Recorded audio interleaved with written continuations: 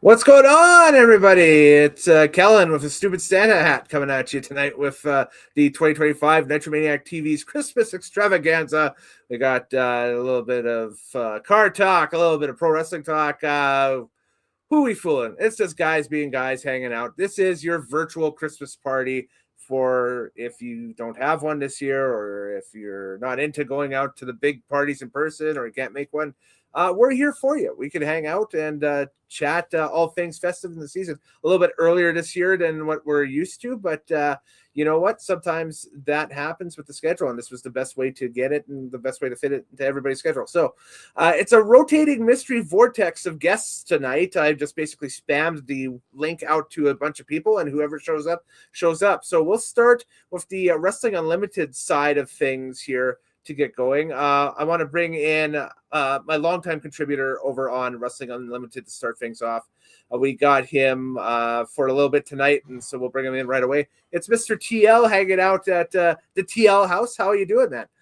I am sick as a dog. It's going around. It's a killer plague that's happening. What would the holidays be without the sick person? And you know what? You're a good 2 weeks away from the more important stuff, too. So if there's any time to get sick, now would be the time. Yeah. No, for sure. And we'll also bring in another contributor, I should say, from Nitromaniac TV's Wrestling Unlimited. It's the house showing up. How you doing? Bonjour. Sadly, go ahead. Say Olivia. You guys are down with the sickness. I'm not so much myself. I'm okay. I'm doing okay. I'm just trying not to be sick here. Yep, you know, going into the holidays. So right. I'm avoiding people like TL in real life. So yeah, I'm avoiding you. Right. Exactly. I just forgot that this backup camera wasn't on, so I got to fire this thing up. But anyway, what's new? What's happening, boys? About 40 shades of phlegm. Is that like 50 Shades of Grey, or is that... Yes, that was the joke. Yes, exactly. That was the joke you did. Yep, Mm-hmm. there it is. Yeah, I went there. Yeah, absolutely. Mm-hmm. Well, I went there, and then you just went on further. I did. Yes, evidently, yeah, for sure. So there we go. We're staying warm. It's a little cold out there. It's a nipply out there today. You got it. Right on. It is a tidbit nipply. Yes, absolutely. Very, very cold here. Where we're originating, I should say, tonight. It's about, what's the real temperature right now as I look at the phone? It is, where I'm sitting, minus 24. So if you do the Fahrenheit conversion on that, that's about that's minus 24, but then there's like a minus 30 real feel to it. So it's about minus 13 Fahrenheit, I think, with the conversion for all the American viewers tonight. That stuff. So too cold for Texas. It is too cold for Texas. Yeah. Yeah, it's like if you go out there, you could die type weather. That's how dangerous that is. So, yet I was walking the streets today and I saw some guy just dancing around with no jacket and just hanging out. Oh yeah. Oh my. Well, they're on something. He later died without his toes. I was going to say it's going to be mega frozen stuff. I'll never know. I did not keep up with his activities throughout the day. So, well. If anybody's got interesting, we'll open up the discussion here to say if anybody's got any interesting Christmas plans for the season or what they're doing for Christmas, feel free to throw it in the comments wherever you're watching. What do you want Santa to get you? Yeah, what do you want Santa to get you? The same thing you didn't get me last year, and I'm pissed about it. You're still holding a winning hockey team? No, you're still holding out for that Teenage Mutant Ninja Turtles bus, right? No, that bus has sailed. Yes, it has. Oh, that sucks. Mm-hmm. That's still good. So it was Sonya Deville. I told you. Oh wow. I claimed it here last year, and it didn't come. I mean, what's the old joke? It's like a Mean Gene line from like the early '90s. It was. What when they were talking about what was in the egg at Survivor Series, it could be the Playmate of the Month, and the entire crowd said, "Ooh!" Yeah. So, but right now, Bob the Brain, the egg is hatching in. Oh, yeah, oh, it's a turkey.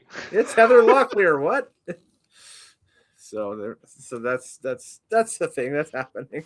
Also, if you got a cold one, feel free to crank Eddie Guerrero's brother. Oh, So we got a mystery here to open things up. So this is a mystery beer. It's been sitting in my fridge for a while.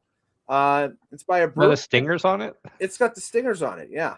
So see, it's Edmonton Stingers, which is our semi-pro basketball team. So they won a championship. Oh, they did, yeah.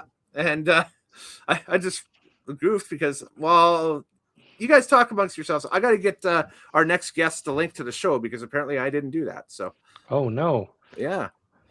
But yeah, so they won like a championship or something like that back in the day. So, and I don't know when this beer was brewed.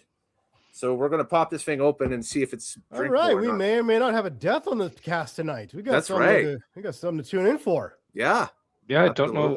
Well, I think you can drink aged alcohol. I think that's a thing. Mm-hmm. You can, but beer has a tipping point because of the carbonation within the beer can. That's true. That is true. And if you ever had let's say a Heineken in your fridge for way too long, it starts to make flakes on the bottom of that bottle. Right. Okay. Well, we're popping it open. It's happening, folks. So this is the Championship Pilsner. We're from a long since forgotten CEBL championship, apparently. Did you send out the link to the friend? Because I did, yes. Okay, because me and the house have never been in the same place at the same time for longer than 2 seconds. So yeah, there we go. And they've entered the studio. So before I take the sip, I'll bring him in just in case I keel over and die here. I'm hiding myself there. It is another contributor from Nitromaniac TV's Wrestling Unlimited. I'd like to bring in the man who made his debut on. Did we lose him? We lost the host. And am I back on? Am I good? Yeah. Okay, great. So there we go. But as I was saying, he's a guy that made his debut on either the first or the second Christmas special, and you guys all love them, and we keep bringing them back. Probably because he needs money. It's Craig P. Fraser. How you doing, Craig? He gets paid for this? Hang on a second. I need to talk to my agent. Okay, well, it's actually Craig P. Fraser's wall with his setup. Put me backstage for a second. Oh, okay. He's not quite ready. All right, well, here, we'll do the sip of the beer first. Here we go. All right, this is try the ancient beer. This is Troll the Ancient Beer, rather than Troll the Ancient Utah Carol. Fa la la la la. Here we go. Drink the beer. Ancient beer. Please don't kill our podcast host. It's not bad. Okay, so it tastes like a light beer. So it's not really heavy to it. Heaviness to it. So it's a recanned Coors Light. Basically, yeah. Nice. So it's drinkable. It's drinkable. That's not your favorite. No, I've had better beer. That might be the best advertisement I've ever heard for a beer in my life. It's drinkable. It is a liquid. It is a liquid, yes. It is a brewed beverage of alcoholic content in a can. Okay. If you're expecting to open a beer can today and expect gas or solids to come out, you will not get that. It did fizz when I popped it. When I popped it, psst, so it fizzed up. So do we break him?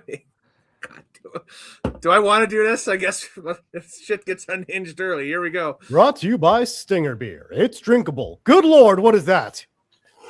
Well, hi, everybody. I'm the Big Man. And tonight we're going to be doing some wrestling. And the only thing is when you're wrestling with the pig, everybody gets dirty, but the pig likes it. Oink, oink, oink. Hey, Mr. Fraser, you never needed that mask to be the pig man. Ooh. Who said that? So this pigman, do you originate? Obviously, I could hint a little bit of the South in your talk, but are you from Louisiana? Are you from Tennessee? Are you from Florida? Is this? I'm from Prince Rupert, British Columbia. And what's your ultimate goal? What's your ultimate agenda? What's a perfect day? What's a perfect ending for you? How does the big man vote? I know the perfect ending for him is a pat of butter and some syrup. Because you're going to be sausage. The pork reference, yes. Yes. Did that go as well for you as you thought it would? It wasn't supposed to go as well for me as I thought it would. Oh, of course. Yeah, there you go. That makes a lot of sense. My ultimate goal is to go to a nice farm and talk to a strangely sexually hot spider named Charlotte. Yeah, that's going to be my ultimate goal. She's the one who writes all the things on the barn there, like fantastic or stupendous or get the fuck out, right? Yeah. GTFO, that's usually what the ladies say to me. Nice. I'm sorry, you made us take you offline and bring you back in for that. Yep. For the pig mask. Definitely for the pig mask. It's pig mask. Merry Christmas, everybody. Actually, I personally adhere to the holidays of Kwanzaa. Pigman, what's your policy on ham? What are we doing? I think it's very tasty. Wait. So the pig man's a cannibal. Great. All right. Yep. Who's also religious. Yeah, a religious cannibal. You betcha. I also happen to brought that have up? made a Jeopardy game for tonight's festival. Oh, you did? Yes, exactly. Oh, yes, I did. Let me see if I got the elements for that. Hang on 1 second, because there's a bunch of stuff to something. I will have the elements for it in a second. I'm gonna grab it. But thank you for reminding me, Mr. Pigman. See, the Pigman's useful. I want you to take off that mask immediately. Mm-hmm. Nope. I want it gone. Why does it bother you? It bothers the shit out of me. Take off that pig mask. The pig snout is also rubbing into the mic, so it's giving like the weirdest static sound ever. Bad? It is the most unhinged live stream of the year, everybody. It is the 2025 Christmas Spectacular. Currently with Mr. TL. I hate it so much. The Morehouse, and apparently Pigman instead of Craig P. Fraser. Hey, I realized what the P stands for. It's for pig. It's Craig Pig Fraser. There you go, piggy boy. Love it. Boom. It's great. It's a family name. It's a family name. It's a family name. Just awesome. Just Back when my family came across on the Mayflower, the Pigman estate was a sizable estate. You're from British Columbia, apparently. There, You're from Mayflower. Why are you, Mr. Historical, all of a sudden? He's confused about his backstory. You know, maybe we did came on the Mayflower, and then we settled in Prince George. We made our way across the... Pigman, are you up to answering some comments from the good viewers tonight? We've got an early flood of comments here to start the stream off. So we're going to go with that first. Here we go. So we got Bradley. And Brad, I'm sorry if I screw up your last name here, but we got Bradley Wenham saying, "What up, boys? This is my new fave pod." Well, thank you very much for checking us out tonight on whatever channel you're checking us out at. He also adds, "What up, TL? How's it been, man?" Oh, what up, Bradley? How you doing? Wants to also add that it's not that cold. Well, it feels that cold out. It's minus 25 Celsius, mother effer. That's cold to me. It almost froze off my piggy hooves right here. That's how cold it's it is. Pigman time, apparently. He's doing the Vader time thing. I want this to end. I want this to end immediately. Yes, It's time. It's time. It's bacon time. It's like a Tom Green sketch. See my hooves. See my hooves. Mr. Tia, would you like some sausage? Except Would like some sausage? Except Pigman would be dead. It'd be an actual dead pig at that point. Daddy old piggy pig. Dead old piggy pig. Take off that goddamn pig mask. Ow. Well, that's why I'm challenging Mr. TL to a frozen backyard mud fight. Now we did get this teased on the last Nitromaniac TV's Wrestling Unlimited Classic Nitro Stake, which you can check out if you're not subscribed to the Wrestling Unlimited channel. On the end of the Tuesday in Texas show, you can check this out. I believe Morehouse, you went ahead and you made a poster for this. We flashed this out. It was supposed to be Greg P. Fraser versus TL, Mr. TL. We'll talk about the tar part of the thing a little bit later on. But apparently we have a date booked. It's December 28th, 7 p.m. at the Stampede Corral in Calgary. I don't know. I can't wait for the Stampede Corral. Craig Tar versus TL Tar. It's going to be a slobber knocker. You can bet that. You and me stripped to the waist. It might be the Stampede Corral parking lot, just because my budget I don't think can handle one night's rent of the Stampede Corral. But anyway, why do I always look like Devon? ChatGPT is terrible. That's the trailer. There we go. Yeah, I'm always Devon. No, it's Craig Tar, get the tables. So what would the pig man use for entrance music? That would be my question. Probably something by Katy Perry. I'm not gonna lie. A little Pig firework. Man loves his Katy Perry. I heard. A little dark Maybe a horse. firework. Hey, did that get over like you thought it would? Better than your joke. Ha! So, yes. Well, we'll tease it now if we want. But there we go. We got some wrestling Jeopardy on our way here. A little bit. Apparently, TL, you are the Monty Brown fan of the group. That is a very deep cut. That is a super deep cut. I like it. Yeah. I'm the number one Mantar fan, and we got manager sensation Jimmy Hart for old Housey. Let's do it. Let's do this Jeopardy thing. Yeah. Okay. Let's get this going. And Craig has joined us. Big Man is gone. So there we go. How you doing? Oh, Craig? thank the All right, who's Lord. gone? The Pig Man. He was here. What? I don't think he has a recollection of what you're talking about. I don't know. Oh, okay. It's I got it. It's alternative. Yeah, Anyway, him and Rey Mysterio fucked off for the night. we'll fuck that back up. A little Is Rey wrestling Mysterio on the Jeopardy here. podcast again? Oh, No, he's he never wasn't. coming back. No. Do I have something that's kind of? Yay! We have an audio board. Look at that soundboard. Yes. Well, it's a very weak soundboard at this point, but there we go. We're still fleshing some things out with some new improvements that StreamYard has had, but this is what we got. So hey, here we go. All right. Since this is your idea, Craig, how are we doing this? Can you see my screen? Am I sharing pretty good? No, we can't see a thing, dude. Oh yeah, hang on. I have to add it to the stage.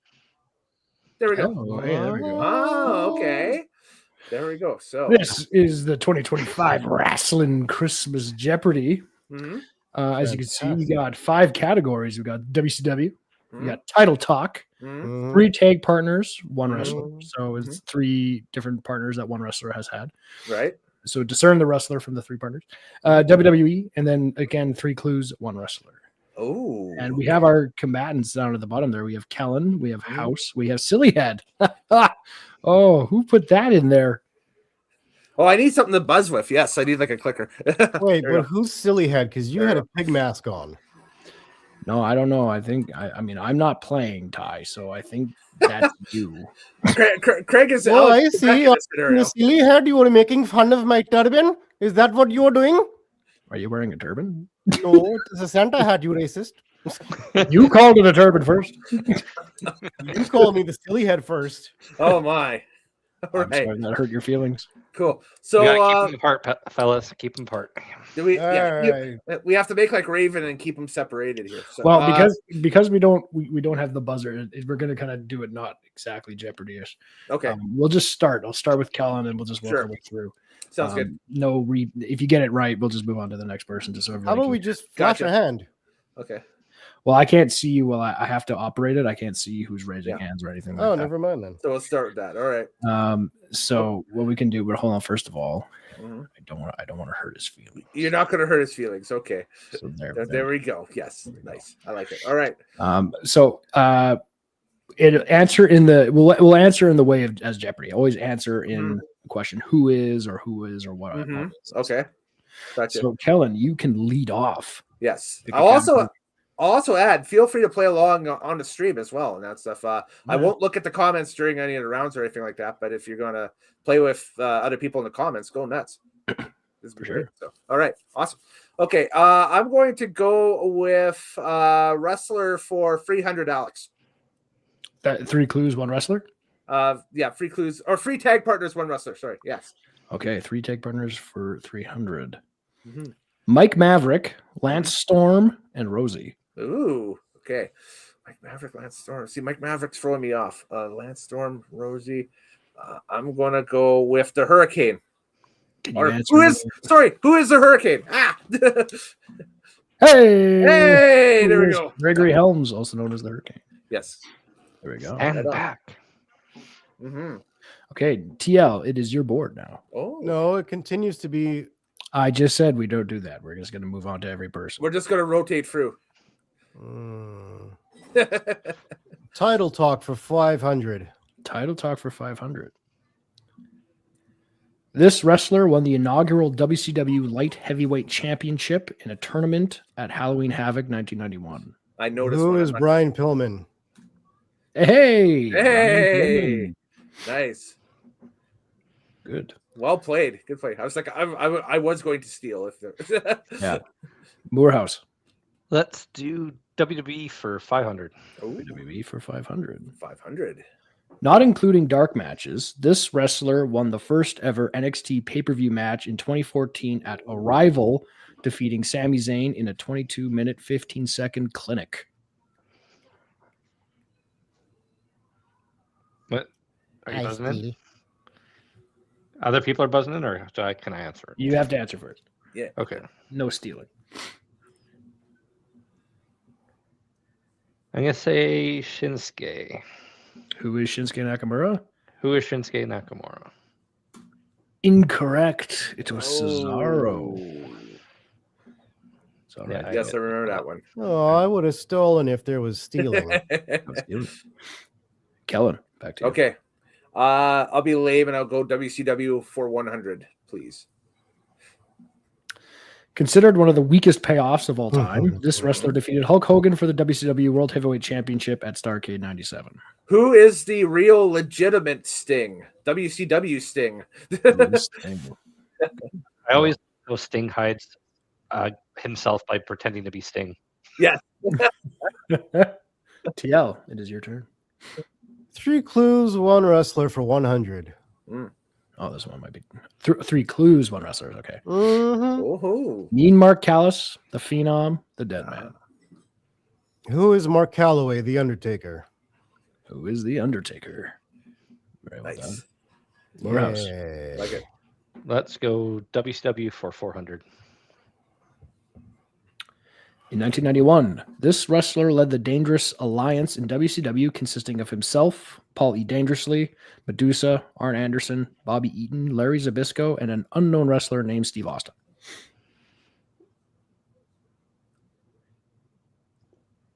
I don't know. Sorry. Rick Rude. Oh. Wop, wop, wop. Didn't watch WCW at that time. Kellen, back to you. Yes. Okay. I will go. Give me WWE for 400, please. WWE for 4. Mm-hmm. This wrestler joined the WWE in June of 1990 and won their first title in the company 2 months later, defeating Mr. Perfect for the Intercontinental Championship at SummerSlam. Who is the Texas Tornado Kerry Von Erich? Absolutely correct. Well done.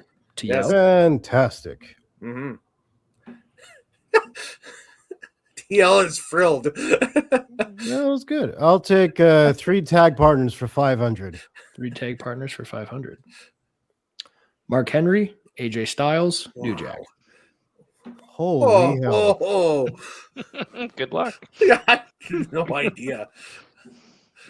I have no idea who this is. Who the hell would have tagged with Mark Henry and New Jack? Yeah, And There's somebody. and AJ.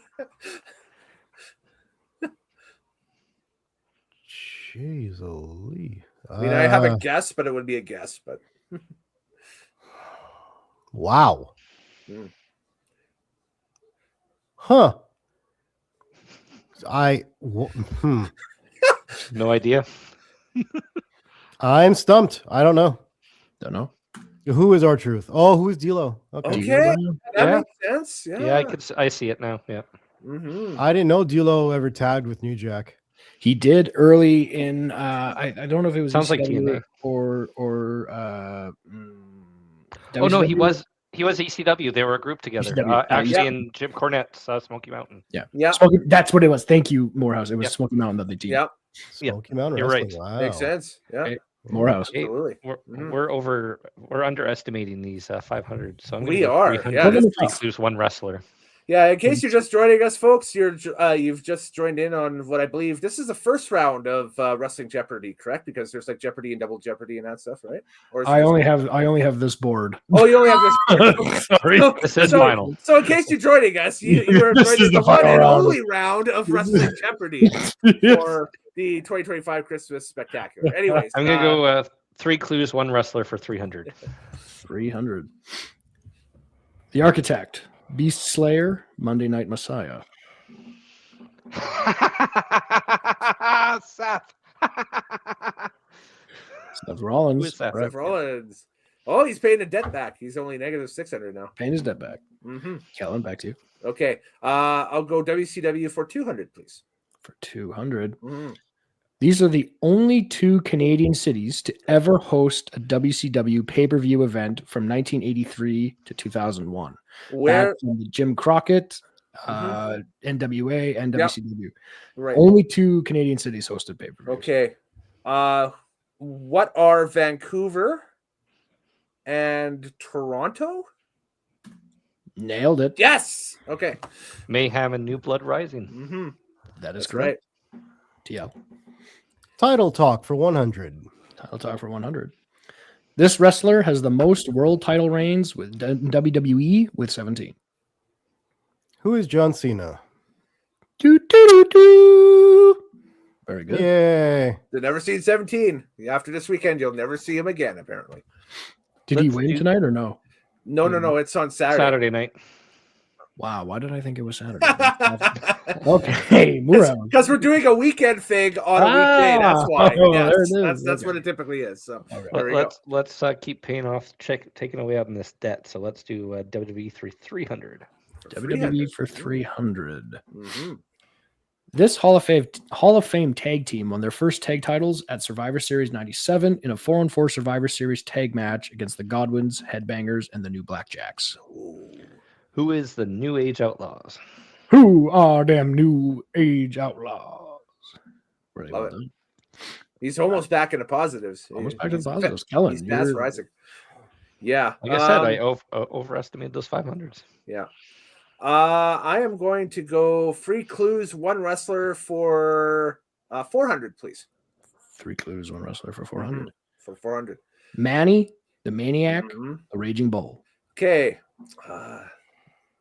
I think they're referring to this person. So who is Manny Fernandez?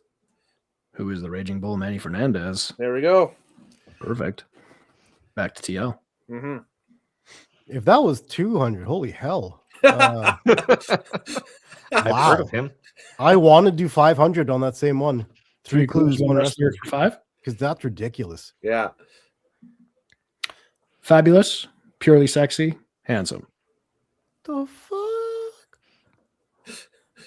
Who is Moolah? It's not Moolah.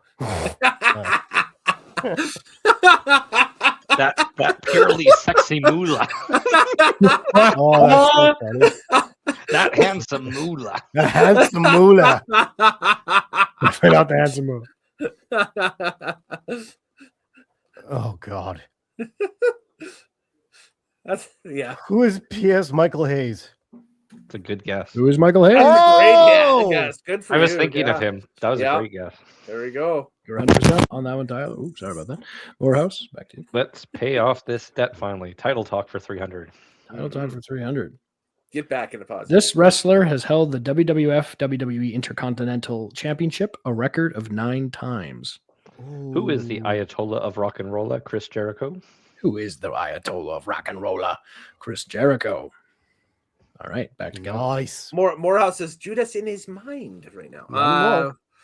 He might be heading back. You might be heading back, yeah. So I will go with WCW for 500, please. Ooh, big gun. Yes.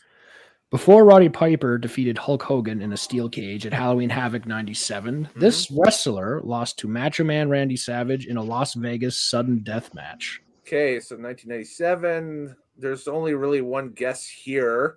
Who is Diamond Dallas Page? Who is Diamond? Hey, oh my great. God. Ah! That makes sense. That's about the same time their feud. I thought that was a tricky one. No, that was a tricky one because I wasn't sure when their feud ran out. I thought it was during the summer, honestly. Oh, Halloween Havoc that year. Yeah, no, it Yeah, was Halloween it Havoc. was yours. That was a shot in the dark. I was like, oh, did they meet? They had to have. So TL is Yeah, Mr. TL's turn. Mr. TL. 3 tag, 1 wrestler, 400. Buff Bagwell, Oh, Vader, shit. the Sandman. Ooh. What? Who is Mick Foley? Too Cold Scorpio. Ooh. Oh, that's I was thinking. good. Scotty I would have Riggs. picked McFoley as well. Don't worry. I was thinking Scotty Riggs. Morehouse, your turn. Let's do 3 clues, 1 wrestler, 200. Kill it off. Connecticut Blue Blood, The Game, King of Kings. Who is Triple H? That is the answer. By the Was way, he I just also looked. known as the gentleman in WCW? He was, He was part of the Royals with Steven Regal. yeah. I think so. Yeah. I think for a few weeks he was gentleman John Paul Levesque for a while. Yeah. By the way, if you're watching this on vertical on the phone right now, you are getting a real sick look. I love how it shows this on vertical right now. I'm just geeking out over it. That's pretty cool. So, but anyways, my guess, right? We're gonna go with. I will go with title talk for 200, please. Title talk for 2. Mm-hmm. This woman won a record 7 WWE Women's Championships, the last being in 2006 in her hometown of Toronto, Ontario. Okay, who is Trish Stratus? Stratisfaction. Mm-hmm. And I think that might be factually incorrect, but I'm not sure. Yeah, I thought she won it one more time in her latest run. She's won it in her latest run, yeah. Specifically, it was the old Women's Championship before they did the Divas. Okay. WWF yeah. Women's Champion. Gotcha. Yes. Fair enough. Okay. And back to TL. WWE for 200. WWE for 2. This stable defeated the team of Stone Cold Steve Austin, Ken Shamrock, Goldust, and the Legion of Doom in a 10-man tag match at the 1997 In Your House 16 Canadian Stampede pay-per-view. Who are the Hart Foundation? Who are the Hart Foundation? Mm-hmm. Who wheels? It's Bret Hart's last great moment. I Morehouse? don't know. I'll debate that, but anyway. I'll have a debate someday. Yeah. Well, let's do wrestler 3 tag partners, 1 wrestler 200. Ricky Steamboat, Booker T, Sammy Guevara. What? Who is Dustin Runnels? Who is Dustin Rhodes? Yep. That's the only one that could. Oh, That's the only one that could fit that. Yep. That's wild. Mm-hmm. Oh, yes. Bringing up the AEW lore. So there we go. So, Kellen, to you. Yeah. Just looking at the board. We've got, okay, so there's 1 300, 1 400, and 2 100s left. You're winning. You've got 2,000 points. Yeah. But I don't know if there's going to be a Final Jeopardy or not. That's about the only thing. There's no Final Jeopardy. Oh, okay. So it doesn't really matter. All right. Fine. We'll go title talk for 400, please. Title talk for 4. Yeah. This brother tag team has the record for most WCW tag team championships with 10 title reigns. Okay.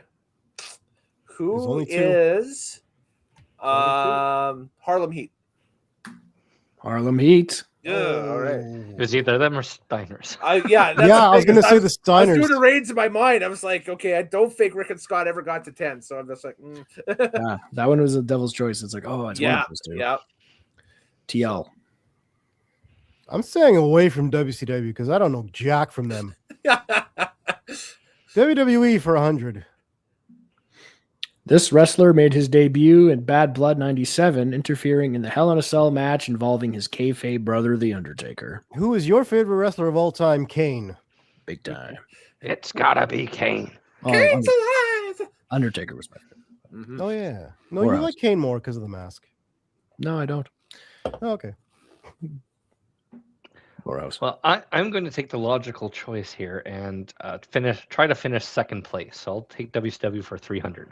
Hey, there we go. This wrestler won the 60-man World War III Battle Royal match at the pay-per-view of the same name in 97 to earn a title match against Sting the next year at Uncensored. Who is the giant? Scott Hall. Oh, Hey, yo. hey, yo. Yeah. That's And what we- she'll get for trying to get second. Mhm.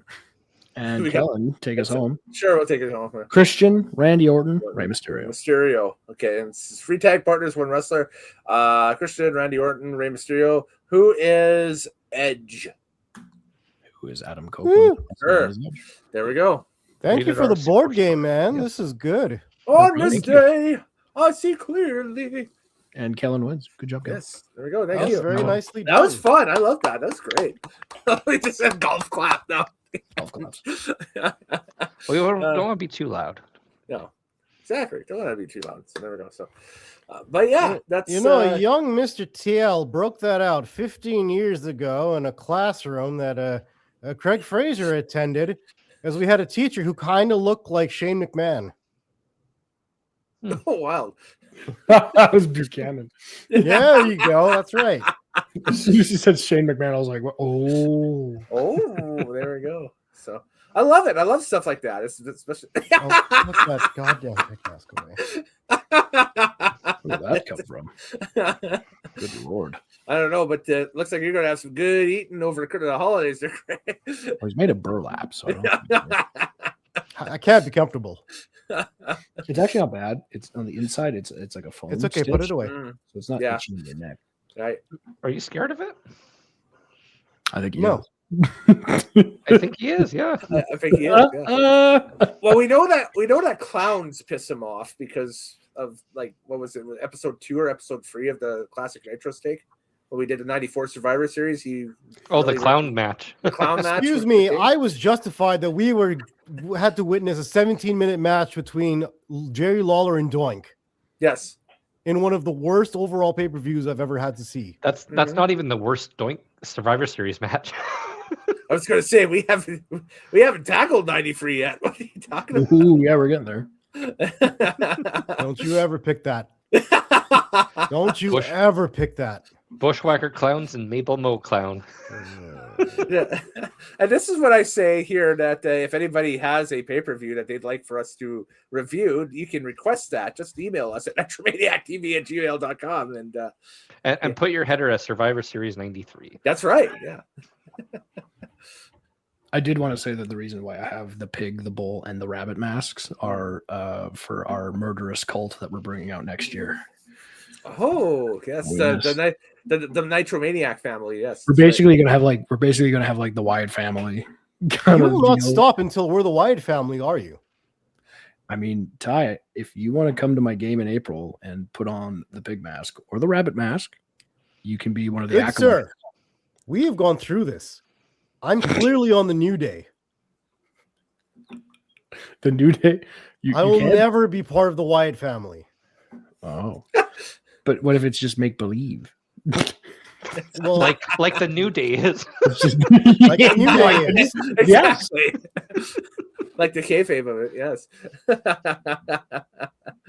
So, Well, you But better yes. believe. it's some crazy stuff, but there we I'm go. not asking you to go out there and be Mordecai. Mordecai. You did ask me to go out there and be Mantar, so absolutely not. Could be Mantar. That'd We've be- got We're not being Mantars. couple Mantars. We're not being Mantars. Well, you bring You'll be Bump the the new meat. hit tag team in Alberta. You'll bring Meaty sell out Mantars bumping meat. every bingo hall. yeah. TL, you bring that up, and I guess now is as good a time as any. I announced earlier in the week that I would be making my next show selection during this live stream tonight, and so I think now is as perfect time as any.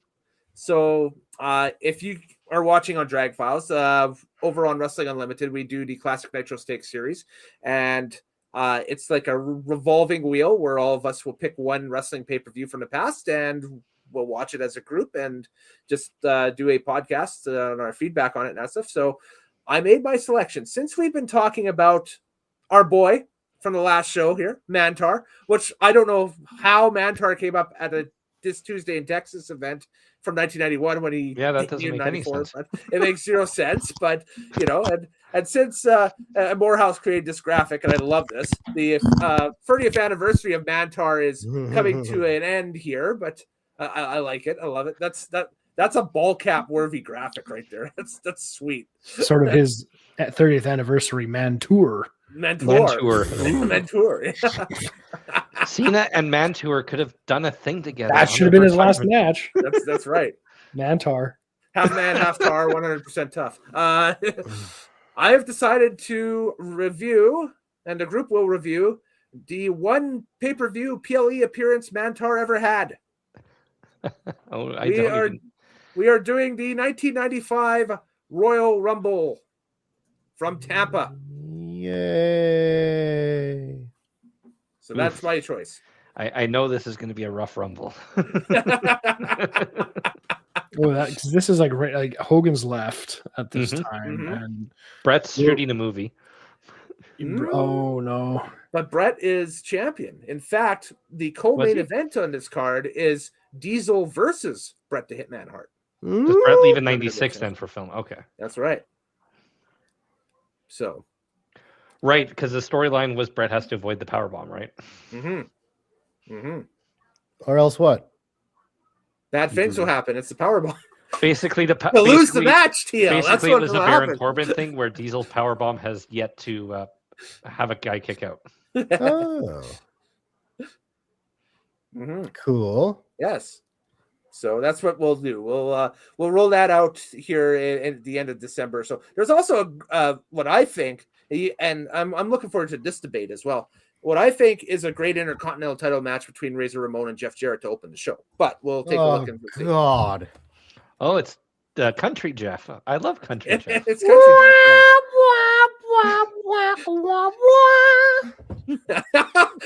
Jeff. He's doing the strut. I love it. So there we go. As soon as you hear that violin riff. He's your favorite, my favorite wrestler. JEFF, JARRET.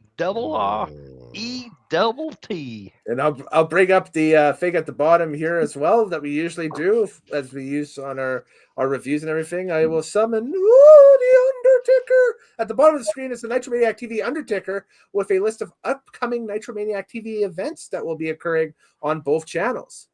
Yes. Do we have a topic to go to next? Because I want to throw something out there. Go ahead. Has anybody been watching these rounds of interviews that John Cena has been doing this past week? Oh, it's Tom Rinaldi? Tom Rinaldi. All of them. Okay. Van Vliet. Yeah, he's on Rogan. He's doing everything. On Rogan. Yeah. Doing the press. I think he did one with Ariel Helwani or something. Okay. Maybe. But like he's done like an entire tour press thing. Yeah. Of completely candid, honest interviews this whole week. Has anybody been watching and pay attention to these? I haven't seen I have the Van Vliet one downloaded. I haven't listened to it yet, and I haven't seen the Rinaldi one. I'll probably watch the Rinaldi one later tonight. So I haven't seen the two big ones yet, but I've seen clips.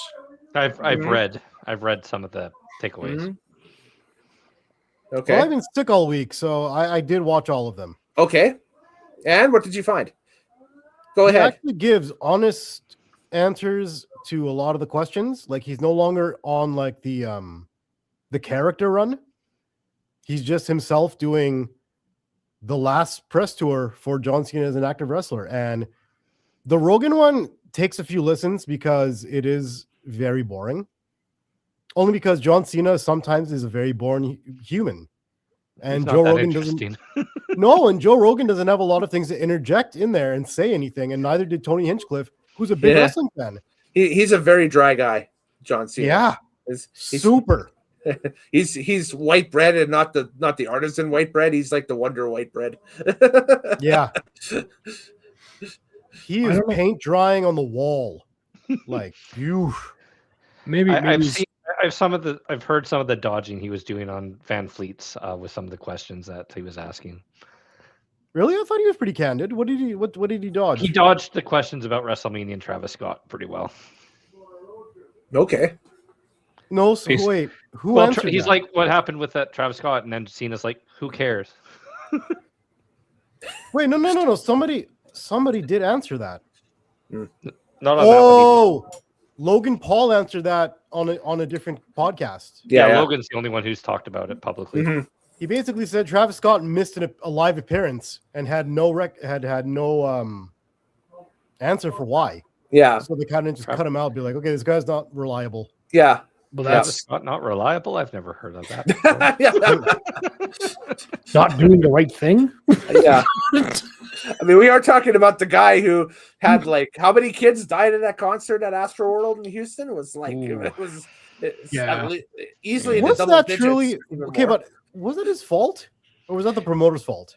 Promoter's fault. It was the promoter's fault because the way the concert was set up and everything, and that the supports in front of the stage and along the edges of the stage didn't give way at all. They're mandated to break under pressure, basically. Yeah. If they have that crush of people, right, that rush towards the front of the stage and that stuff, these things were still the old school barricades that are cemented basically in the ground and that stuff, and so that's what had happened with that deal, right? They used the wrong type of barricade for that concert, and that's why those people got killed when they pushed forward, right? But as an artist, that happens with any other like rock group or basically probably any other artist on the planet. They're devastated to the point where they're making a public comment about it or whatever. Scott just basically goes out, says LOL on social media, and then carries on. So, people died. Lol. Yeah. I hold him as responsible as I hold Limp Bizkit for Woodstock '99 as well. Mm-hmm. Ultimately, the people that organized the festival made every single condition. The security wasn't good enough. The organization of the standing area and the concert venue wasn't good enough. Right. They funneled all those Travis Scott and Woodstock. They funneled all those people in there, and they did not give them a way to get out. And it was just the crushing motion of people, but multiple people yelling, trying to get the artist's attention. And you can see many other artists that when somebody goes, oh, what's something happened over there? Hey, guys, back away. Because you have the mic. You can say, guy, hold on. There's people getting hurt over here. We got to back away. Because when you stop the show, everybody kind of goes, oh, what's happening? And then people can kind of pull out of that atmosphere and kind of check what's going on. But he wasn't paying attention. The same thing with Biscuit. It was just like, hey, those people are ripping down the guard fence. I'm just going to jump onto this piece of plywood and surf it around the crowd. Yeah. Whoa, yeah. But it's also like, I'm like, yeah, but they're just going to keep doing it now. You guys probably also who the heck in that crowd is like, oh, they're saying break stuff. I know what's a great idea. I'm going to rape people. I like how the Chili Peppers got out of that too. The Chili Peppers also lit that fire that night too. Almost every band involved. Yeah. Like it was again, the organizers were like there was no water, the bathrooms there was no access. Yeah, of course. If you wanted water, you had to pay $5 for water. It was ridiculous. It was over that was just stupid.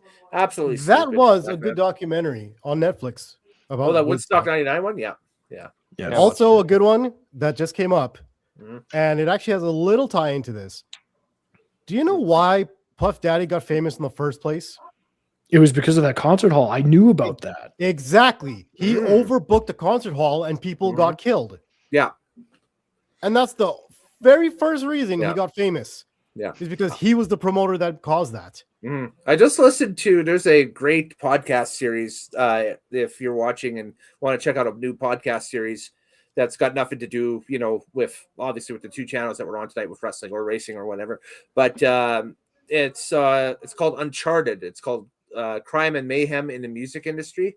And Alan Cross, who does the ongoing history of new music, he hosts this one. It's kind of like true crime in the music industry. So if you dig true crime stories and stuff, it's all based around the music industry and everything like that. And he did an episode on like the most infamous venue failures of all time.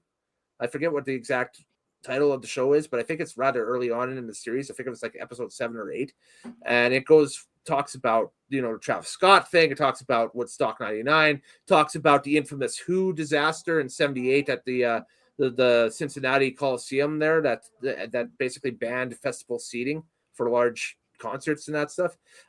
It's a great podcast. If anybody gets a chance to check that out, they definitely should check that out. And more widespread, if you have Netflix, please watch all 4 episodes of the Puff Daddy documentary.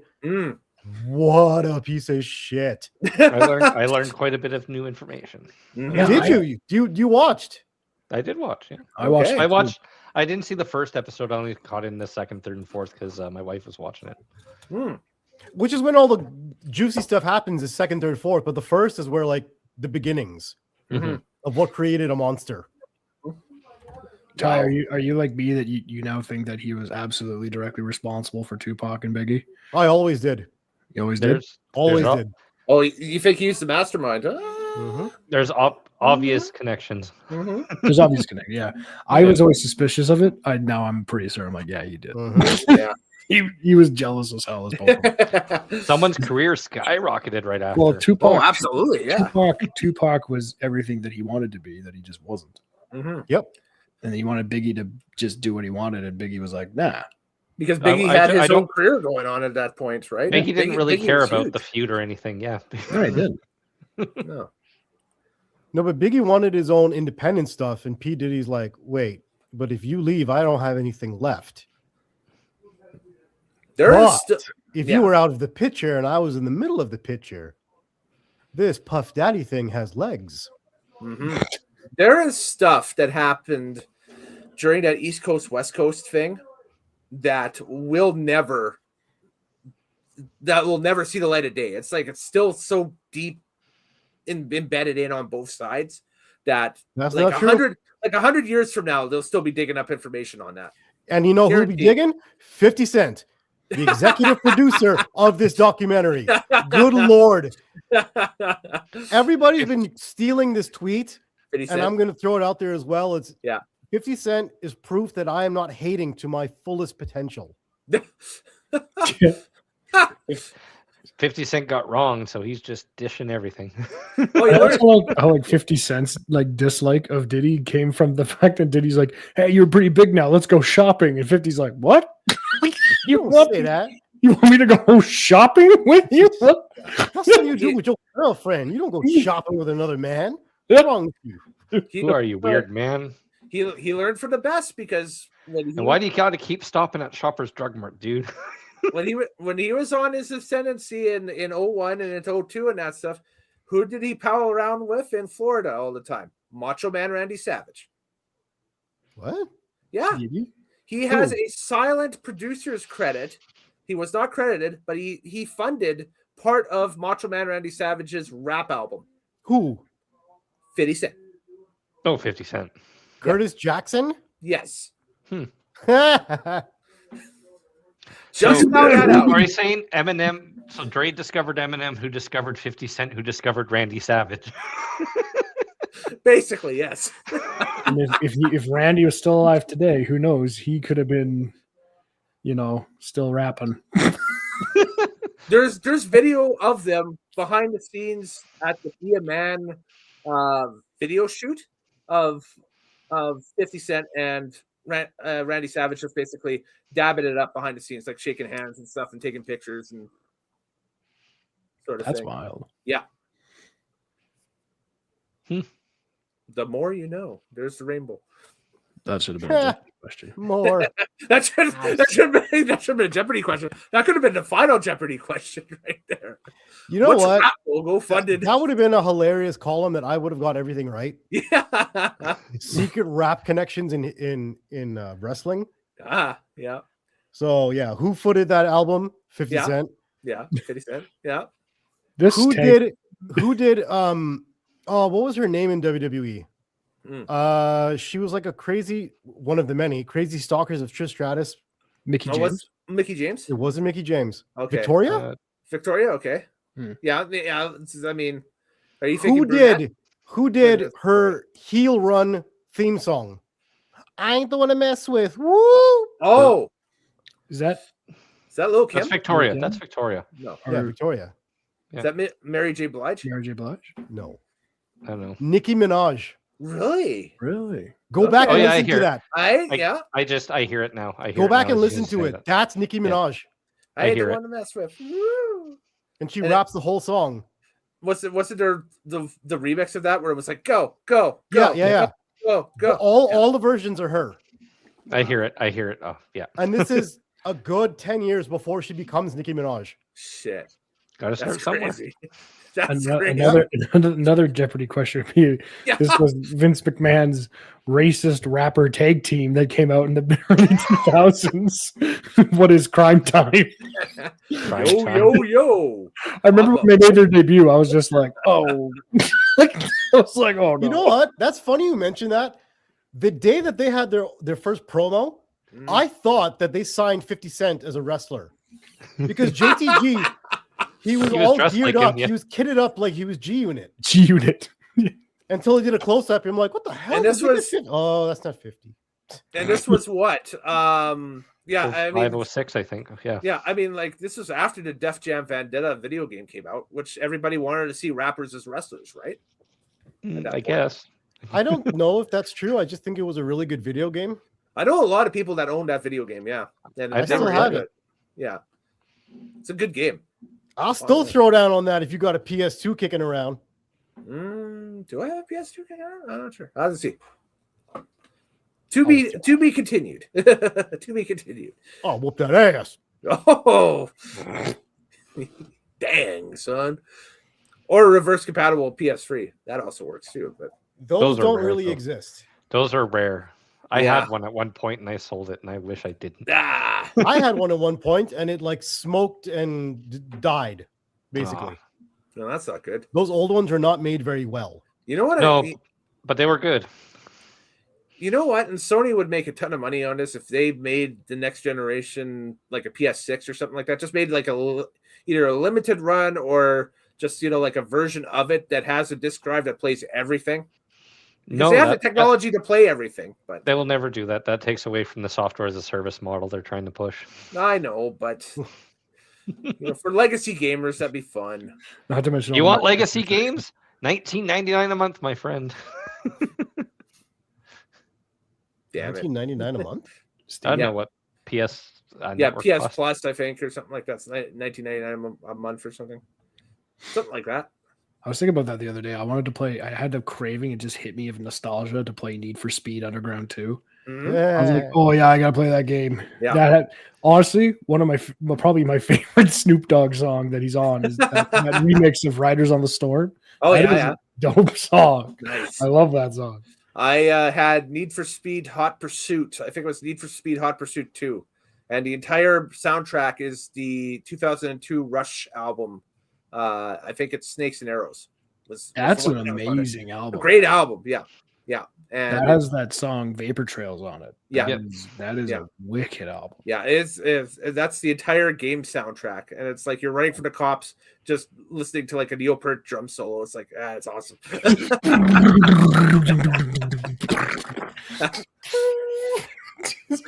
Hit the nos. Exactly.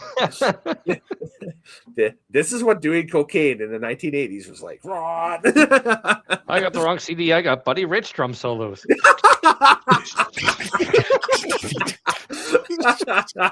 I said play it right.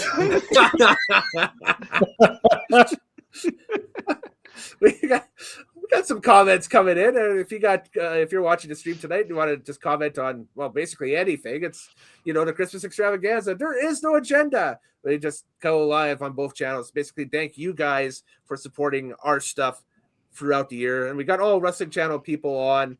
I threw invites out to the racing people, but there's so much happening in that world this week and that stuff too. They're too busy racing. Busy racing. They're racing around getting information. That's what it is. So it's just the thing. In the snow? How they race in the snow? Because it's not snowing in Indianapolis, or it's not snowing in Florida, or it's not snowing in California. It's not snowing in Indianapolis. It might be snowing in Indianapolis. I don't know. Look at it. What's the current temperature right now in Indianapolis? You tell me.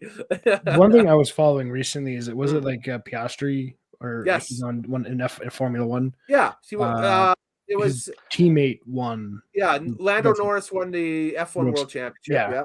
And he's doing his last lap after he's finished the race and everything, and he's talking to his pit crew, just kind of talking over them, and then the team's ownership guy just cuts off his mic, and he's just like, "Oh my God, your teammate has just won! This is amazing! Congratulations! You should feel so good about this." And he's just driving; he's not happy about it at all. I was like, "God, that was brutal." They're so competitive, ridiculously competitive. I think he was going into that final Grand Prix. It was only 5 points behind him, or something like that, or whatever. So obviously, So it's a real tight margin, and they lose the world championship, the thing you've been fighting for all season, right? Yeah, Kellen, it is currently snowing in Indianapolis. There you go. Hey, and it's -2. No racing. Yes.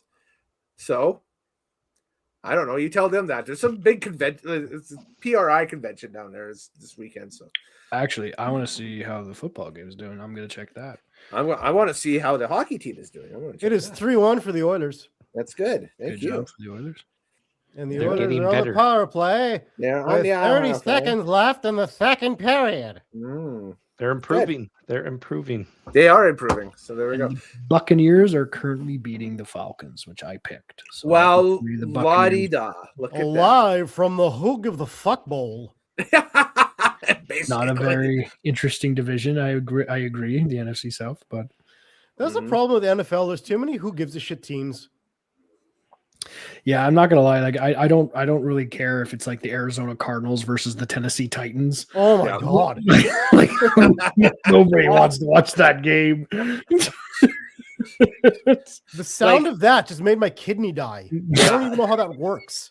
I find with the NFL, it's so tribal. I'm a Seahawks fan, so obviously I'm watching what the Seahawks are doing, and I'm paying attention to what the team immediately ahead of the Seahawks, which has been all season, was the LA Rams, what they were doing, and then the team right behind the Seahawks, which was the 49ers, what they were doing. Anybody else I really didn't care about or don't care about, right?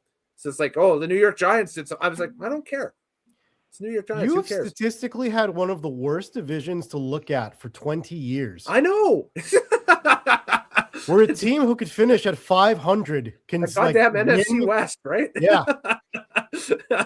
That division can finish at 500 and win their division while the rest of the teams completely miss. Yeah.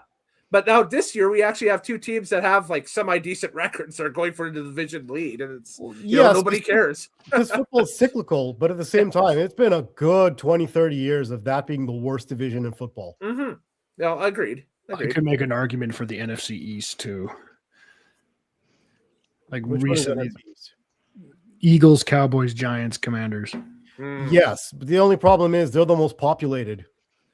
Very popular. Yeah. And their games are always on TV, no matter where they are. But sometimes that is another division that has been all right, and the Eagles and Cowboys are playing, and it's week 16, and both of them are 7-7. They're looking to see who will win the division. Yeah. Yeah, absolutely, man. You know what? This is why I hate fantasy football.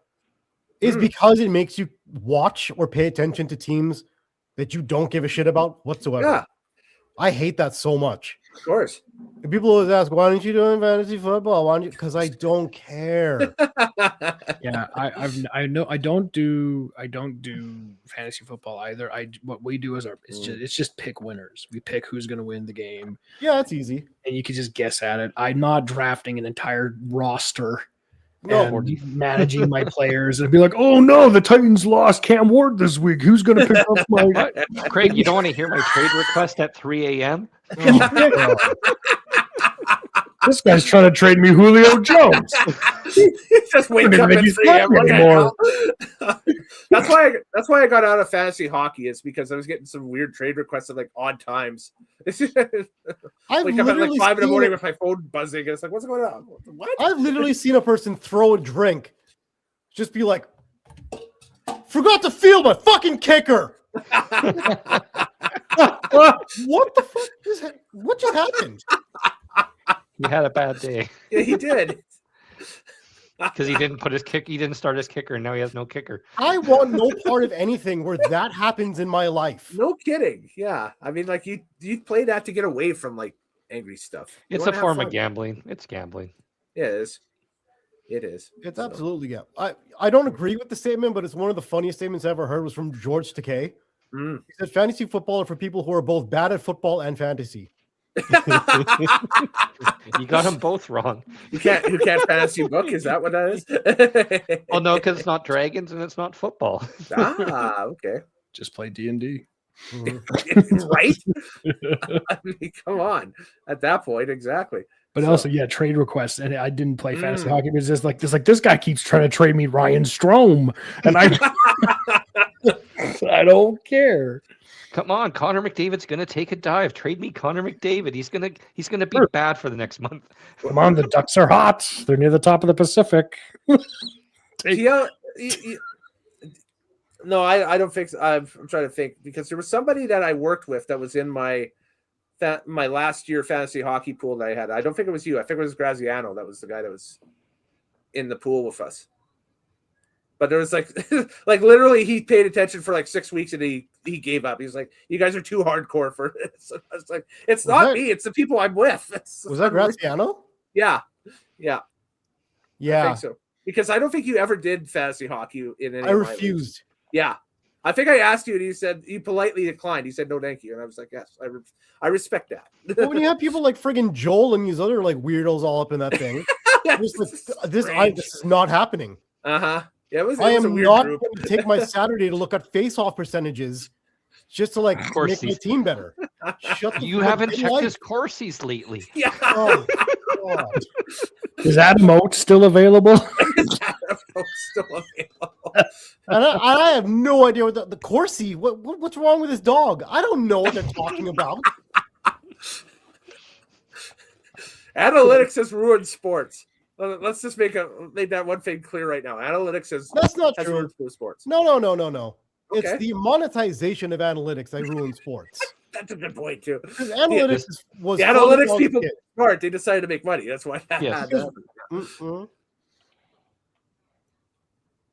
Oh, House, I thought you were going to say something, so we all stopped unanimously. No, I was listening to you guys. I'm still drinking the mystery beer. It's not bad. The stats are the stats regardless, but it's the proliferation of it from a monetary standpoint of like, check your bet and your parlay in FanDuel and see how you can enter. I'm like, oh God, it's just fun to play. Well, this kid's not scoring a lot. He's not getting a lot of goals or assists. He's not fighting. But his Corsi's really good, so we're going to keep him going. His Fenwick is all right. His Fenwick's fine. And here I am like a dumbass. What do the Red Sox have to do with any of this? See? Exactly. Yeah. Right? Oh, man. Yeah, no. Yeah. Never mind. Mm-hmm. So there we go. There's to tie it to pro wrestling quickly too. What? How? Okay, I gotta see this. Season Fenwick to hockey. I want to. Fenwick are the tag teams in TNA. I gotta hear this. Everyone lay out. I'm talking about gambling and into pro wrestling and that stuff. Is that have you seen lately the trend with talent that's been released by WWE as of recently and that stuff? They've gotten on board with like DraftKings, and they're doing on their social media promoting DraftKings bets and wagers. Just me, hey? All right. Anyway. Nope, no, don't notice that. I'm not giving free sponsorship to that company. But no, I'm just saying it's annoying. That's what I was trying to say. But anyways. Okay, but there are no places of work where you're going to get together and have a wrestling draft. No. Wrestling draft. No. I mean, we do Royal Rumble pools, but that's the only time you would do one, right? Yeah. I'm the general manager of Raw, and I draft for the Raw #1 pick, Triple H. And I mean, you can typically go and pick, like make bets and that stuff on like the big events like Mania for my selection, I pick Dolph Ziggler. Oh, that's a terrible choice. He's not a hot young prospect anymore. He doesn't have a lot of future opportunities. I feel the one thing I've seen that I've seen in like modern wrestling, I've seen clips and stuff online that I never really saw when I was growing up in wrestling was like the press conferences they do after pay-per-views.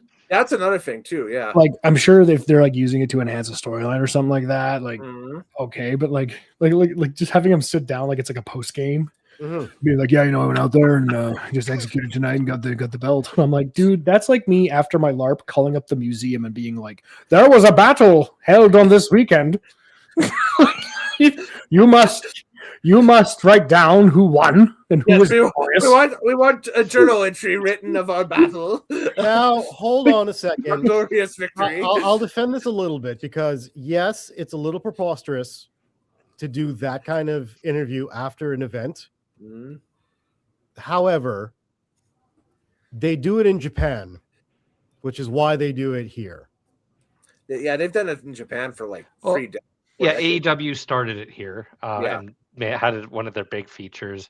WWE then started doing it for a bit, but then they stopped doing it. They don't care anymore. So, well, now they've kind of restructured it that it's part of like the ESPN post show for each big show that they do, where it's just like they have them sit down with the post show panel, and the post show panel grills them because I think they were getting tired of just the LA Knight. You had a bad night that night. Yeah, he got me around. He got me. He tapped me out. How do you feel? I tapped out. He hit you with the chair. He hit me with that chair. Yeah. Well, they were getting tired of like the post show questions going to like Triple H saying, Triple H, you just re-upped with the Saudi Arabian government for another 5 years. What do you say about the human rights atrocities in that country, right? So, do do you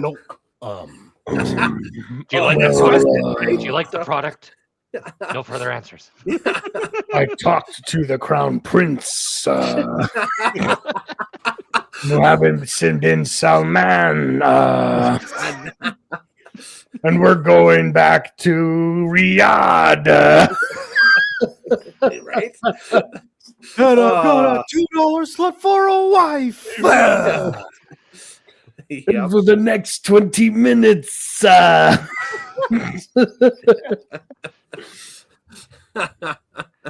Right. So I guess it makes sense like to do that when you're like doing a legitimate like if there's an angle. Yes. Like the Talking Smack segment I've seen of like the Miz and Daniel Bryan, how they kind of the two of them. Best example of it, yeah.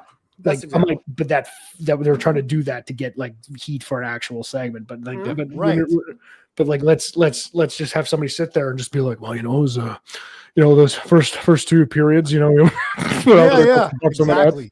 It's like Bucks in deep, got to play 110% out there. Which I mean, I'm almost like, hey, by all means, if we're gonna ban that, if we're gonna take that away from wrestling, then hockey players should not be allowed to do commercials ever again. Ever again. I say this as a former goalie. I'm a goalie. I'm weird. I have a little bit more of a performance streak in me. That explains I was going to say, I'm a goalie. I'm weird. Congratulations. He's a self-realization from Craig P. Frazier tonight. But like Connor McDavid is the most phenomenal talent I've ever seen on ice. But you put that guy in front of a camera in a Go Auto commercial, and my kidneys die. Yeah. Like just hey, I sold 5 cars right now. So if you get your Go Auto points, and then I'm like, oh god. Like, hey, Matthias Janmark, how are you? Hi, Connor Brown. I'm feeling fine. Let's get a truck. I think we should get a truck. That's even way too much personality for what they do. Dry-sidle the CIBC, Me and Connor Bedard can be I think chefs this is and good. mechanics and whatever we put our minds to. And so can you. Yeah. So I got I played the recent NHL game, and I was doing Be a Pro and all that stuff. And so you get drafted, and then you get these voicemails from Macklin Celebrini. Oh, he can't talk at all. Oh my God. I heard that these are very rigid. I have the game in question. I haven't played Be a Pro yet. Okay, so this is my impression of the Macklin Celebrini interviews. He's supposed to give you, like, he's calling you like you're the new rookie. You're coming on fresh on the scene. Yeah. And he's supposed to be like, hey, man, I saw you in the game this tournament. You did a great job. Can't wait for you to get in the league. You know, it's going to be awesome. Just keep digging in.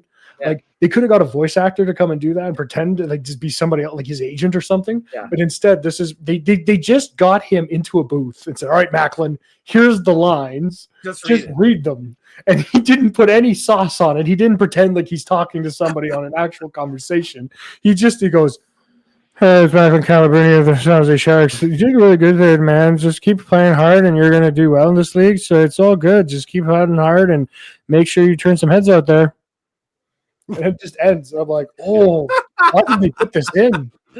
What's the thing that bothers me is the glitched out James Duffy voice they use in the game. Oh, yes. Oh, it's like it's James Duffy's voice. It's 100% his voice, but they auto-tune it to make it not sound like him. What? Something about they probably didn't have the rights or the contract or something to use it, or because TSN doesn't have the broadcast rights for so it's clearly James, but it's tweaked just a bit, so it's not quite him. It sounds kind of robotic. Yeah, it's brutal. Yeah. Do they call him James Duthie? No, he's just a random reporter. Oh. That seems like a wasted opportunity. Okay, I got to start playing Be a Pro is what I'm saying. It would be like if you put, like, you know, if you got drafted to the Buffalo Sabres, it's like, hey, you're going to talk to the play-by-play guy. His name is Sam, and they're like, here's a voicemail from Sam, and then it's just like, oh, by Campbell, you're just like, yeah, I'm pretty sure that's Rick Jenneret, but they don't have the licensing for it, so it's Sam. It's like taking Jack Michaels and just basically I Sam a dog. Oh my God, what a goal! The game in overtime, he wins it. Are you inhaling when you do that? It's like he's trying to pass a kidney stone. I know, but like as a right across.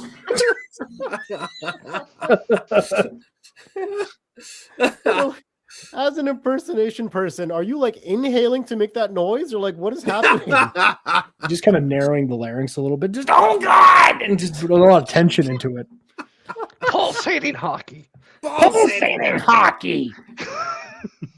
So because we used to work for that network. I always used to thought he would growl every time he went to commercial. I was like, what the hell was that? Yeah, Radio Network. I'm like, what the fuck was that? The Oilers Radio Network. Yeah, basically, right? Which is like piggybacking off of like Rod Phillips, because he would always do like Oilers Radio Network. Yeah, but the way that Jack does it, it's like he's like devouring the microphone before he goes to Radio Network. Hell? We need another one of those before we go back on air, buddy boy. Yeah. I used to go to the wall for my guys too, but now I'm just like, eh. Does he talk like that in between breaks? Where like he comes out, he's just like, can you put my mic back off just a little bit? I'd like another coffee, please. We can't talk about this. Oh no. Probably not. Probably not. I don't know what you're referring to, but probably no, because this cuts a little too close to the bone. We can't. This is dangerous. Well, we'll talk off air after this wraps up. Then, yeah, because I'm intrigued at what you're going to bring up, and then no, I see what he's talking about. Yep. Okay. Dang it, I'm on the outside. Oh no, I was going to talk about how Bob Stauffer's never mind. Anyway, well, okay, now I know. Moving on. Moving on. Mr. Kate says Oilers power play's got to get better. Moving on. Wait, can I do the one thing I heard? Okay, go ahead. What did you hear? It better be good because my mouse is hovering over the remove button. Okay, that's fair. Go for it. No, it's just like it is the typical thing of when there's the broadcast you hear, and then there's the little moments outside the microphone. Yes, when the mics are down, the announcers are free to speak whatever they want. Yes, and they know better not to do it into the mic because you never know what may get through. Yeah, but sometimes they a lot of them are lazy and they keep the headsets on and they just talk. So that's why it's imperative to keep the slider all the way down or muted and that stuff. So, like they were talking about right now, yeah, like they were on air talking about a young defenseman at the time, and then as soon as they cut to the break, radio network, and then it just hears, and we're clear. Jesus Christ, that kid's the fucking shits. I was just like, holy God. Is that the announce team or we're Brian Burke?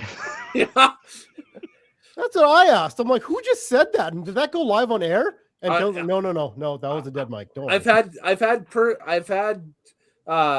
we've in the past, and I've had this happen in exhibition season, particularly because none of the exhibition games are ever televised from, anywhere basically. Right. And so they'll stream them out to like the club's websites and stuff. And those are a challenge because whoever takes the audio from the radio station will typically not take the actual on-air feed. They'll take like our in-house feed that we use to talk to the announcers and stuff and everything because they think that's the feed. And so I've had my voice go out over their YouTube streams and that stuff in the past because they're just using people and that stuff. They're using the raw. They're using the mix minus. They're not using the correct audio feed. Yeah, exactly. And you don't know because you got some 20-year-old sitting at the head office wherever, just clicking a button trying to, get audio to sync up with the live stream, right? So. Yep, the intern who's working for basically the Oilers. Right. So, this is their first day on the job. They don't know what they're doing. They just plug them in front of the computer and say, "Here, operate this." Okay, But that legit did scare me when I heard that over your speakers when I walked in the room. I'm like, was that live? Did that just happen? Oh yeah, that. Yeah, I was like, what happened? I try to make sure that stuff like that doesn't get out on there. Yeah. I mean, but oh God, that scared me. I'm about 99% successful. You don't want to. I had a heart attack when I heard that shit. I should have flipped. I should have flipped it. I should have flipped it. Like they were talking about that newsreader that we got. He's terrible. It was so perfectly timed. It was 3, 2, and we're clear. Jesus Christ, that kid's the fucking shit. He was holding it. Yeah. He just needed to exhale that hate out of him. He's holding it in. He can't even smile right because it's always like his smiling is. That's his smile. That is his smile. We've got some comments that have come in. That place is absolutely reprehensible. It's just so jowly. Sorry. Jowl. We've got some comments that have come in. First of all, Rhonda hit the checking us out tonight just says hello. So, hey, Rhonda, how are you? The Frog Lord. Frog Lord, do you like pugs? No, I might quit. Do you like That's pugs? our top comment of the night, huh?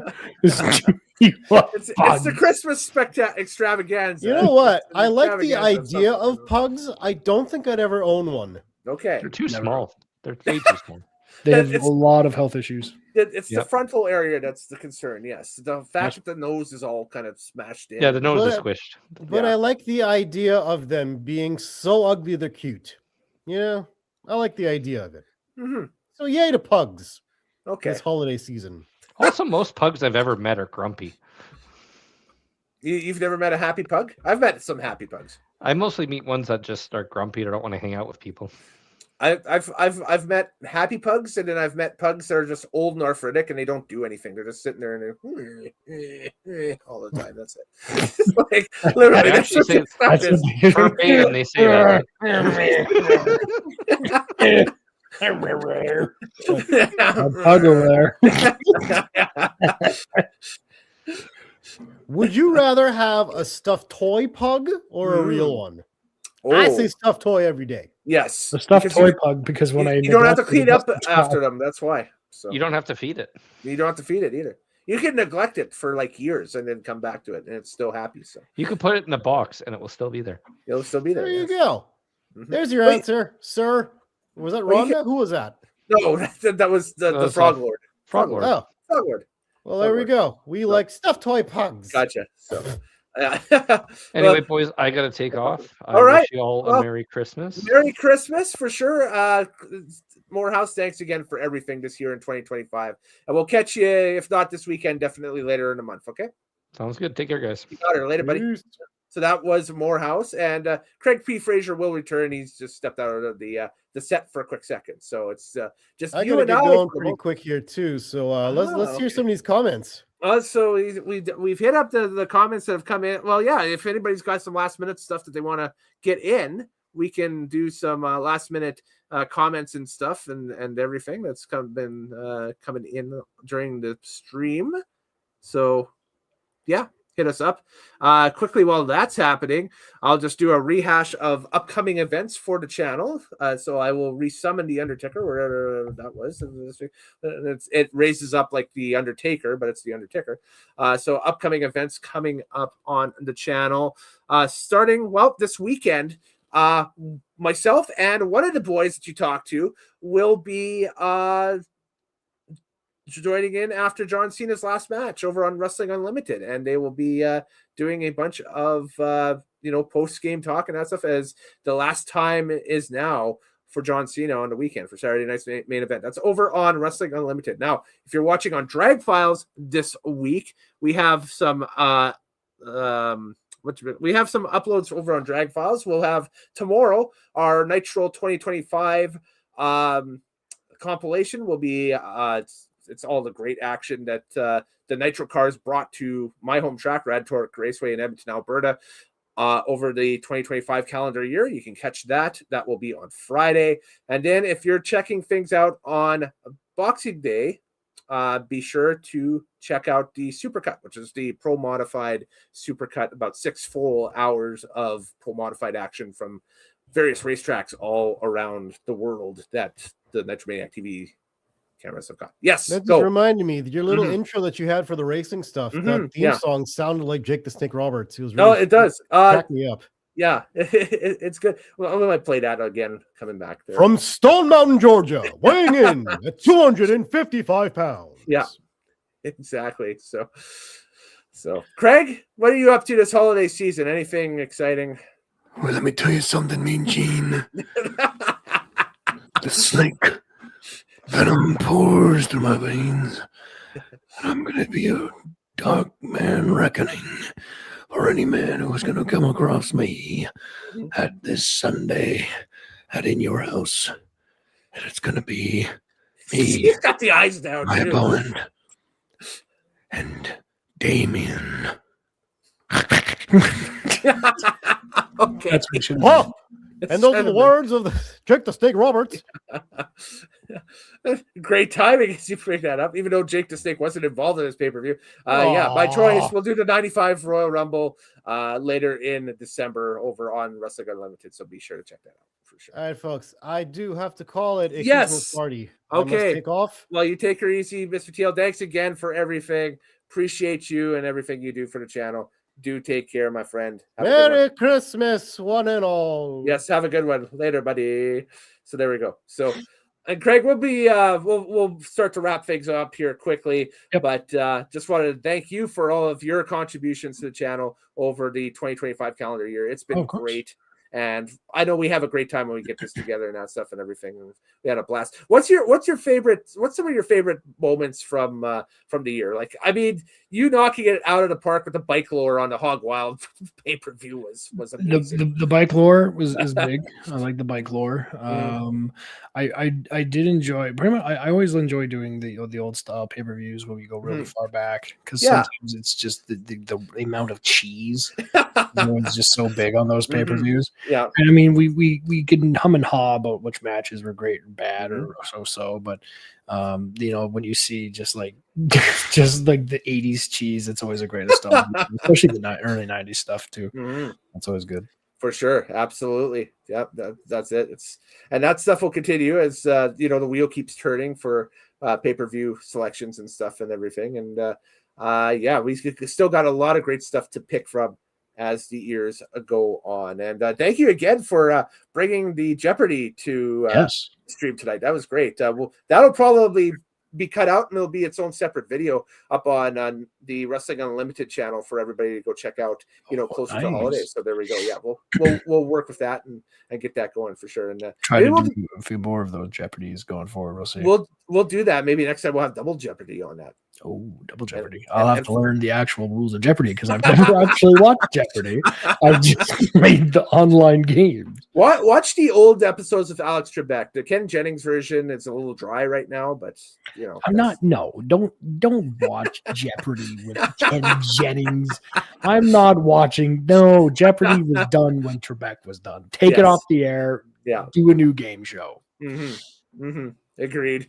That's like Wheel of Fortune. I don't know who they got doing Wheel of Fortune now. Yeah, no, Pat Sajak or bust. I'm not. Yeah, exactly. Even like, hey, look, I think Drew Carey's hilarious, but like Bob Barker was Price is Right. Yes, exactly. It's like I don't.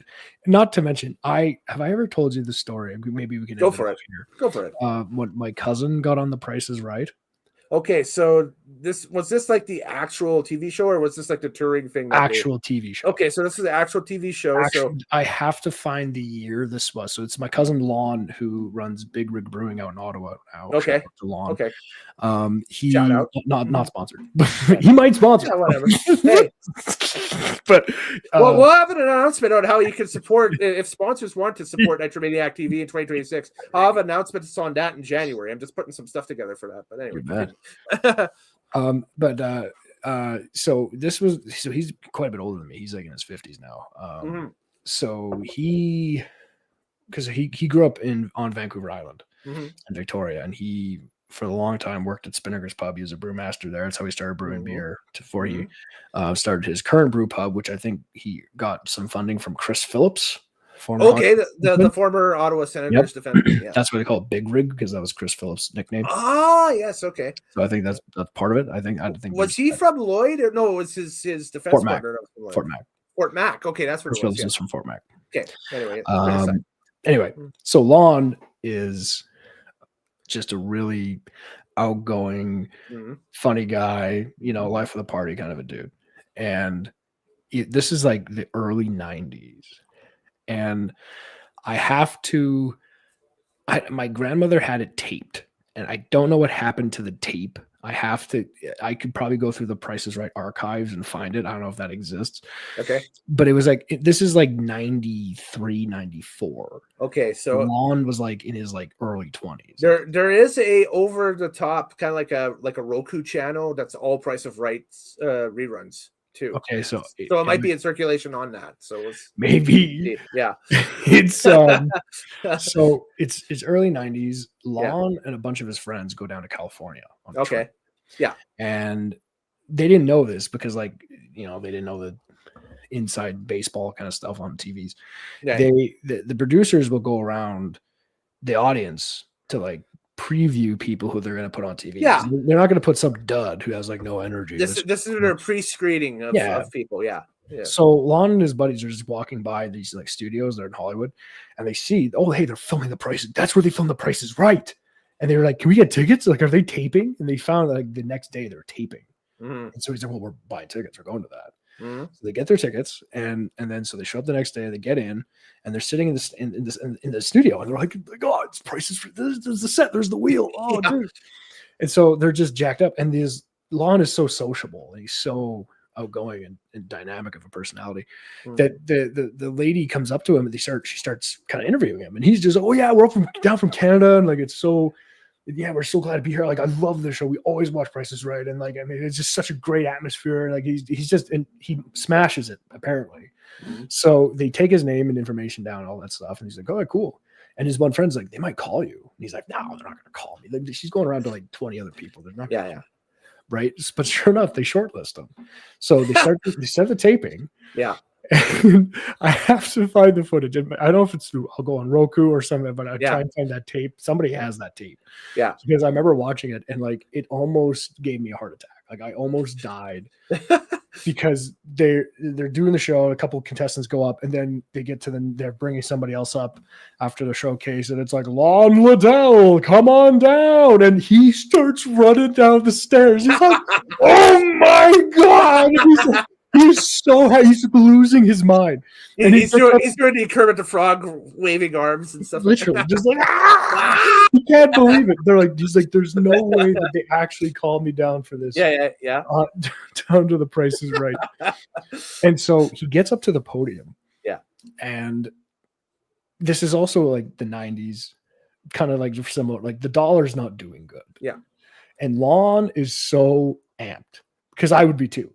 Adrenaline, like he's just psyched. He's not thinking about the exchange rate, about what things cost. And so for like 3 turns that he doesn't get up to play any of the games. Like he doesn't get up there because he doesn't bid well enough. Yes, it is almost.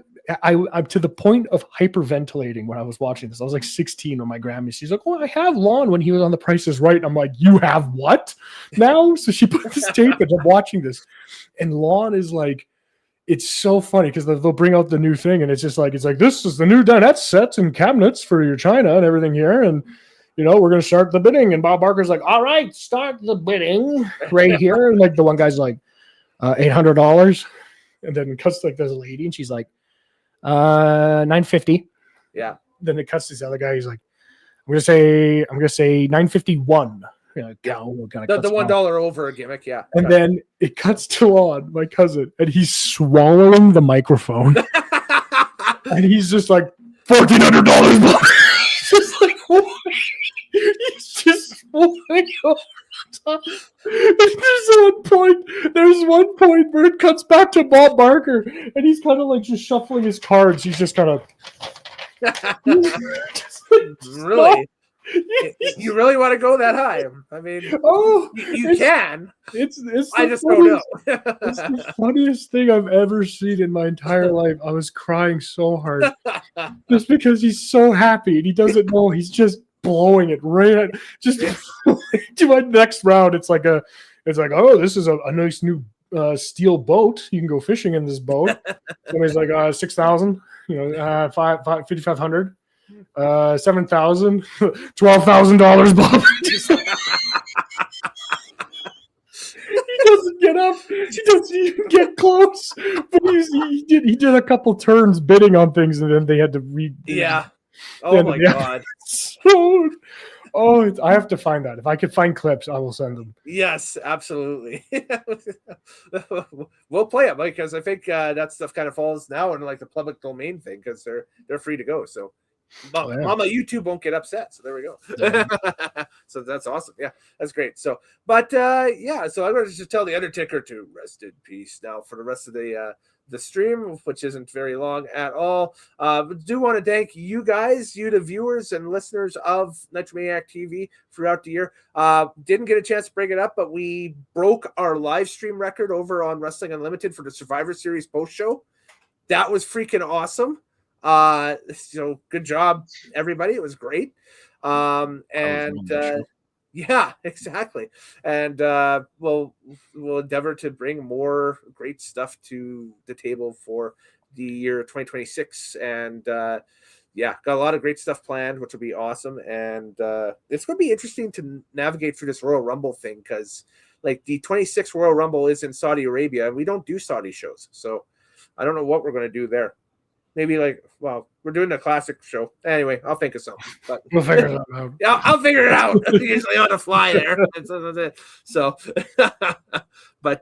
so Craig, since you're the last one here, you get the plugs. So, plug your stuff again. What is got going on with the LARP thing? What you guys got going on here for 26? Dark Ascension LARP, still in winter shutdown mode. That's okay. Yeah. We're gonna be back with some fun new things. Retouring, yes. In 2027. Wow, 2027, 2026. We'll probably be around in 2027 too. I was going to say, let's do 2026 first. Mm-hmm. And darkcentrallarp.com. We'll get her game back is the Saturday, April 18th at Camp Saskatoon on Pigeon Lake. Register. Let us know. We have a Discord, Dark Ascension LARP, and That would be the yes, I know person who just commented 2027. I just said God. Yeah, no, so 2026 has to be somebody. This is like, that's not the right year. And I'm just like, okay, well, thank you. I was aware. But yes, 2026 will be in 2027 as well. Yeah, and 2027. It's a 2-year deal. That will come. 2-year deal. That will come. 2-year deal.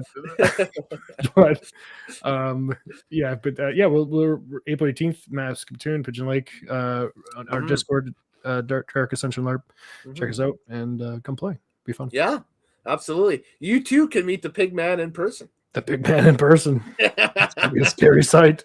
It'll be a scary sight. Exactly. I'm going shirtless, and I'm not going to get any. I'm not going to get any tan. So it's going to be pale and pasty and pig face. It's going to be horrible. Fair enough. He says he just woke up from a nap and thought he lost a year of life. That's hey. You and me both.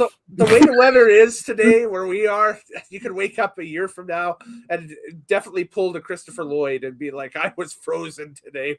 I was frozen today. Absolutely. You probably want to pound my face. Like, what? I want to get that clip of Hulk Hogan just saying, "I bet you want to pound my face." It's like most people. Most people. In fact, after you're dead, sir, a lot of people still want to pound your face. People still want to do it. They still want to do it, yes, for sure. So, and as always, we remind everybody that Craig Fraser went to the Virgin Islands, and now they're just called the Islands. And those were just the Virgin Islands, not Jeffrey Epstein's island. I had never gone there. Yes, and of course he believes in himself. Yes, right. I do. You do. Well, yeah, somebody has to. Yes, for sure. But anyways, it's good. I'm sorry, did you say shirtless pig man? What happened in its year I was napping? Go back. So we're wrapping up the live stream right now. Go back to the beginning of the live stream and you'll see the full pig man lore appearance, but he has a shirt on. Yeah, exactly. It's not a topless pig man. It's a very he was very humble. He was very humble pig man. Very humble pig man. Yes, exactly. Yeah. Yes, gracious. sure. I would say. Now, I will think twice before grilling up my next pork chop, and then I'll probably still grill up that pork chop. Absolutely. Because it's pork chop. Of course, you're gonna eat it. So. But anyways, I'll sign off for tonight. So later days, happy wrestling, happy racing watching as well. Thanks for everybody over on Drag Files that's watching us. Thanks for everybody on Wrestling Unlimited who's watched our stuff throughout the year. And we'll catch you guys next time. I'm going to sign off. I'll remove Craig from the call here just so I can go one-on-one with some of the people. So Craig, thanks again. You have a gooder. So boom, like that. And we'll wrap up the live stream tonight with some trailers of some upcoming stuff coming to Nitromaniac TV. A quick reminder, of course, that tomorrow over on Drag Files, if I can find where the thing went, where did the graphic go? I had it here somewhere. I lost me graphics. This must be time to end. There we go. That's it. So over on Drag Files, you can go and check out Nitro 2025, all the Nitro action from Rad Torque Raceway. That'll be 11 a.m. Mountain on Drag Files. If you're watching this right now, feel free to subscribe over to that channel. On Wrestling Unlimited, later in the month, come join us for a Classic Nitro Stake Live. It will be the WWF Royal Rumble. TBA late December. We'll put the announcement out on social media when that exactly is, and you can check that out. And what was new on the thing? I have questions. Well, we might have answers. Just go ahead and watch the first half of the live stream that you missed, and then feel free to fire back in the comments, and we'll get back to your query later on. Absolutely, for sure. Anyways, later days, happy wrestling watching, happy racing watching, everybody, as you've been watching on this simulcast. And we leave you now with a upcoming, a series of trailers and stuff of some fun stuff that we've done throughout the year and some holiday greetings. So do take care here on Nitromaniac TV. I'm Kellen Nitro. Later days, guys. Bye.